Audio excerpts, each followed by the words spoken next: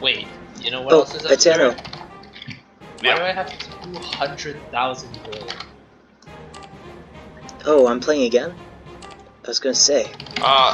Atano, wait, what are your thoughts on Hobo's last game? playing again? I hope not. Alright, who's playing? Oh boy. Hobo, join me. Atano versus Visix. Hello. So I don't give Hello. away secrets this time? Oh, no, that's fine. Yeah, let's go. I want to see this. So I what would were your hope thoughts you'd on guess. last game out of curiosity? Or from yesterday? Oh What boy. I think of the game So yesterday? I am playing after all. Good luck. In the top right, guys, we have Hobo. In the bottom left, we have Visix. And it is on my graveyard map. Dun dun dun. Oh, this is your map, isn't it? It's not my map, it's just my graveyard. Because I'm about to die. Oh, I see. Oh, okay. No, this is... Oh, I love this map. We got Well- Gingers, we got Visix, and we got a game to play, guys. Actually, if you look closely, those workers are in fact skins of the new Smash Ultimate character, Banjo and Kazooie. You can I tell, have because no idea look, what they're Smash ferrying is. a golden shovel piece back and forth. So I think I know what I have to do this game.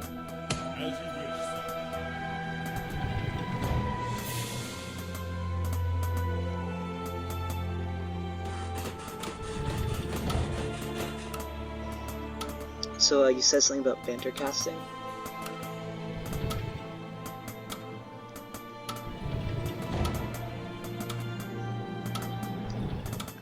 And silence. I feel like Claptrap. Hello? Hello?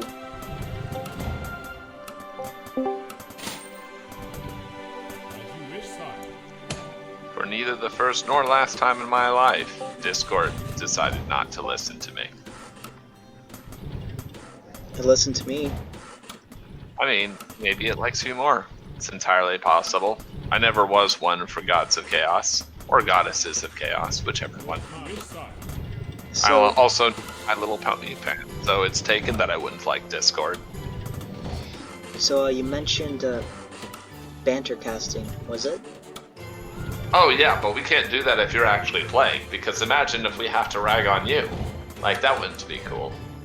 Exactly. So banter casting is basically you take out the analysis and you just get two play-by-play people who compete to see how absolutely outrageous they can be, while nevertheless conveying the story of the game.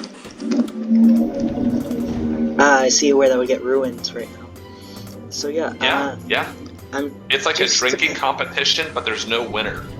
I'm just trying to figure out how I want to partition this for YouTube. Because there's going to be quite a few games at this rate.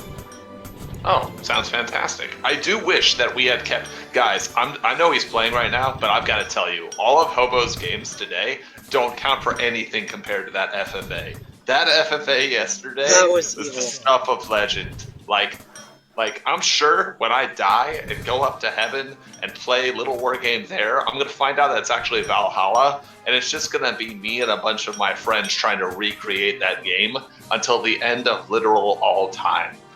Because... RTS guy recorded part of it. He recorded until he died. He was the first one dead, though. So Dude, he didn't see the ending here's- of that game. That game is absurd. Okay, so Invincible's in the top right, Hobo's in the top left, I'm in the bottom left, and Norm is in the bottom right. So what's the first action of the game? Invincible brings like 3 to 5 workers, and Double wolves proxy into my wolf base den. while I'm trying to Double while I'm proxy trying wolf to den. castle first. He goes to the opposite corner of the map, and then builds a tower in my wall, and then I hold it with nothing but workers and a single half-completed archer. Like, what? That was great. And then RTS guy was like, well, you know, I'm pretty good at this game. Mech seems pretty good in this game. How about I just kill both of you? And while we both stopped him from killing both of us, Hobo's like, do, just gotta make some stuff, do. I'm like, all right, guys, we have to kill Hobo, or Hobo's gonna kill all of us. And then they Hobo showed me agrees with mercy, this. because they're wonderful people. Now, in fairness, the only reason that I got Invincible on my side was that I did show him mercy, and he continued to drop and do everything I asked until the end of the game. So, that actually worked out quite well. Mm-hmm. And the only reason we showed you mercy is because if we hadn't, we would have absolutely died against RTS Guy. There is not a doubt in my mind, we would have died. So yeah, they saved me, and I killed RTS Guy for them. Yeah. And then the two of them tried to kill me, and I killed Invincible's army. And then RTS Guy came back from the dead and decided to have a melee à trois with myself, Hobo, and himself in the middle of this giant map. And I skedaddled, of course. And right as Hobo was invading the armies of RTS Guy, I backdoored RTS Guy so hard that he went down like an exhaust pipe in a slightly dark, grimdark future. It was bad. And then, I then proceeded to... Yeah, and then, no, go on. And then Itano proceeded to absolutely destroy everything I owned. Absolutely everything. So I took several bases from what used to be RTS Guy. From the corpse of his civilization, by the way, in like a reference to Small World of all things. And then by the time I realized he did that, I killed all the production facilities in the top left of the map, and Hobo said, you know what was good? The fact that RTS Guy didn't even mine out his natural. I'm like, oh no. Oh shit. And so I go fight. I actually had 4 castles at that point. I took year 1, I had the 4th one from Invincible. I had that most of the game, by the way. Yeah, I know. I couldn't do anything about it. It was just a whole lot of wow. And then, here's what he doesn't tell you. You expect as a Rax army that your army's at least more mobile, right? No, because he had like plus 67 upgrades on his speed. You can only get up to plus 5, but it felt like plus 67. Because, let me just get all my guys so that they're faster than all of your guys and have more range than all of your guys and do more damage than all of your guys. And I'm like, well, this is a fair and reasonable way to play Little War Game. Oh, and did I mention some of my guys have AoE? Oh my god. And then I ended up killing him through just sheer attrition. Yeah, because I had spent so many resources killing all of your other stuff and killing many other things. That was beautiful. That was pretty good. I saw that. He actually teleported away after a shot had been fired, but before it reached his model. So, yeah, he kept tracking. Yep. That was great. Whenever that happens, you feel so bad inside. You're like, oh, shit. So yeah. And it's because I focused right at the right time.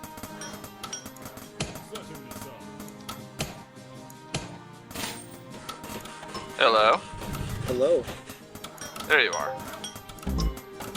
I just heard a ba-da-boom. Weird. Well, your thing weird. Sounds completely different now. Oh, that's fine. The power of voice changers. So yeah, anyways, he's already missed his one big opportunity to kill you. I mean... Now I need to keep up with the production, though. Yeah, that would help. He has another opportunity to kill you. By the way, the point that I was mentioning before is that the Rax player can just stream raiders until the mech player dies if they're too greedy. But that's harder to do on this map because of the way SimCity just is encouraged by the way this natural is laid out. And then the second thing that the Rax player can do that's super frigging scary is sometime at around 80 food for the Rax player, he can just decide you don't have enough catapults. Let's find out if you have enough catapults. Yeah. That does sound like an issue. In fact, the big innovation of mech versus Rax was that they were going one workshop into mill, because if you have gyros attacking on their side of the base, you can actually get your third at a comparable time to the Rax player. Which sounds absurd, and frankly it is. Okay. It's quite cool. They're also really good scouting units. This map, I will say the difficulty of mech that I've always enjoyed is that if you screw up positionally once as mech, you die. It's extremely macro important too. Like Yes, that's something so else it people don't appreciate. it tests all the boring. Like, here's the thing about mech, right? If you want to prove that you are just faster and more accurate than your opponent, I think you play Beast. If you want to play something solid that has some versatility, then you play Rax. And if you want to show your opponent that you actually have the Galaxy Brain, then you play mech. Because all the things that mech rewards don't show up on a scoreboard and look very unflattering when analyzed by the numbers. Like, oh, cool, so I guess you know, just built a bunch of stuff and then A-moved me to death. I'm like, well, yeah, that's one version of what happened. The other version of what happened is that you only were allowed to take bad fights until everything you owned died. Oh, this is beautiful. Oh, it is actually. This is that triangle, the golden triangle, like Da Vinci Code levels.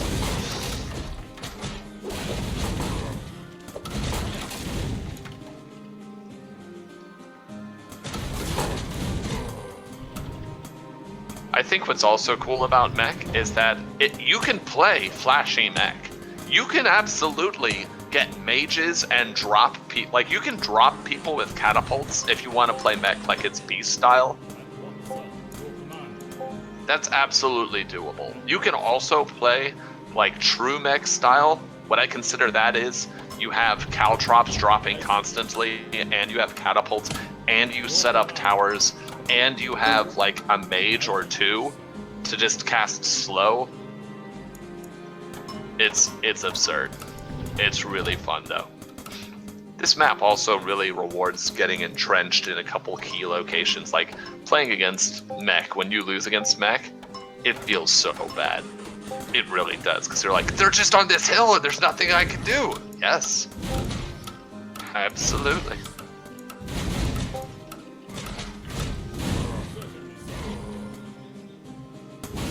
Ooh, I don't know about your catapults being out like that, though. I think they're all gonna die. No, I agree. Make things, Hobo!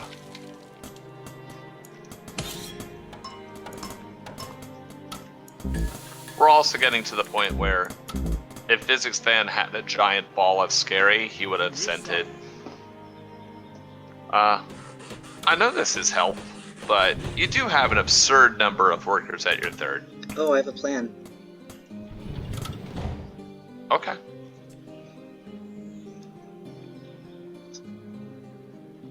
Is someone gonna Thanos snap JY? Because I'm about to Thanos snap JY.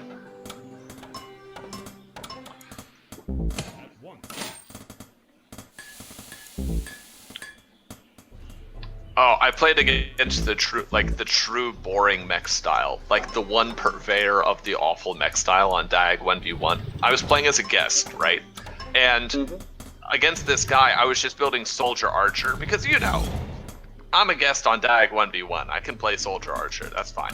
And the guy I was playing against just had towers and catapults. I was like, okay, that's fine. I'm not gonna go dragons because, you know, why build good units? I'm just gonna get mages, and I'm going to fireball all of his catapults, and I'm going to show him that he can't repair them or be as diligent about repairing them as I can be about burning them.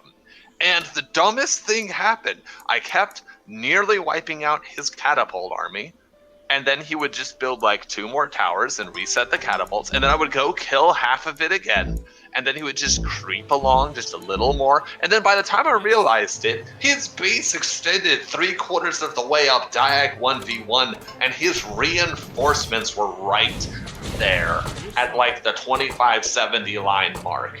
It was absurd. I was like, what is this? How did this happen? And the lesson I learned from that is that if you're playing the base game, yeah, just play catapults.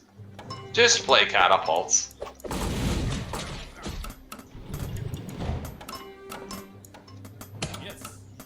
I am listening. I'm just trying to. No, absolutely. I mean, I'm telling. No, that's fine. I understand. Hello there. Hello, darkness, my old friend. I've come to meme on you again. Ooh. That's what I was looking at. Ooh, yeah. Oh, this is gonna die.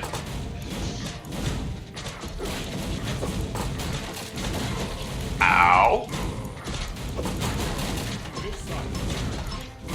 Ow. It's completely worth it, by the way. For anyone who's watching this and is like, why would he take this trade? It's so bad for the mech army. No, you don't want that archer ball to get crazy before you have good catapult upgrades. Because if you're not sitting on, what's the magic number for catapult upgrades? Let me see. They do 58 and archers have 160 health. So I think it's 3. I think they get +5 for each one, right? Yep. Well, right now at 60, they're barely gonna 3-shot the archers. You really want 2 upgrades. It's not that that changes the script to them being 3-shot. That's the +4 upgrade. I believe it's +5 for each one. Yeah, it is. Yeah, it is. But also when he gets... Yeah. No, it's actually +5. But once you have 2 damage upgrades on catapults, it makes archers so bad because you don't actually have to 2-shot the archers with your catapults because you have all these other mech units that are doing the incidental damage, and really, you don't care what damage they do as long as they do like the 10 points they need to knock the archer to where a single catapult shot kills them. And when you have like 4 catapult shots well positioned with a bunch of mech army just waiting there and caltrops and towers everywhere, that archer ball is not going to do shit. And that's the part of the game where the Rax army starts feeling really pressured. Because what are they gonna do? They can't make priests. Like they can make priests for the invisibility, but not for the healing, because everything just dies too quickly. They kind of want mages, because fireball is really good, but then they have to watch the balance of what you have. If you make too many mills, then they're gonna need an advanced workshop, because otherwise they're just gonna die. Like it's really, really, really hard for the Rax player past about that +2 upgrade mark. Mm-hmm. They also want to be about a base ahead, and it looks like 20. Their army needs to be bigger. Like, are knights in the game? No, not at this build. Okay, that's cool. When knights get in the game, you'll see they're actually kind of good against mech as it sits now. But because what? Knight's bad. Knight's bad. Oh, okay. There are some custom ones you can see what other people have interpreted. Ow. And a swing. See what I mean? Now he has to start doing fun things like split the archer army, which, by the way, this is just to approach. He wants to cuddle, but if you position the stuff well, he'll never get a chance to cuddle.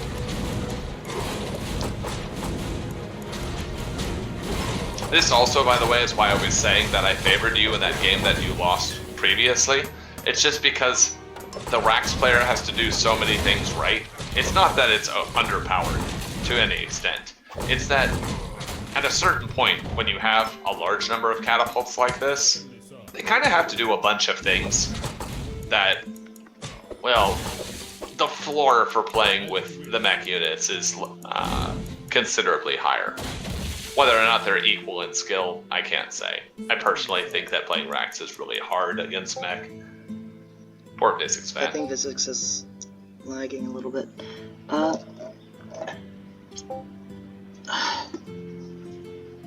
on, what do you think? I want your upfront opinion. Like, what are the matchups that are the hardest to play? The matchups?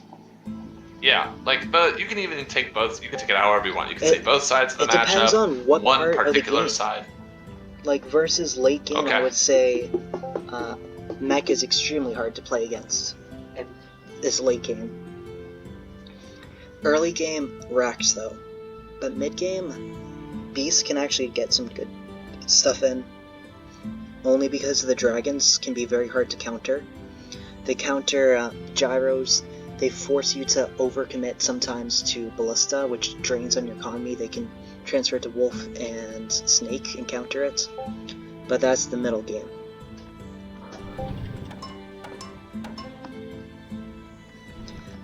I think any number of these would be good for YouTube though. We're currently 48 minutes into the recording. Okay.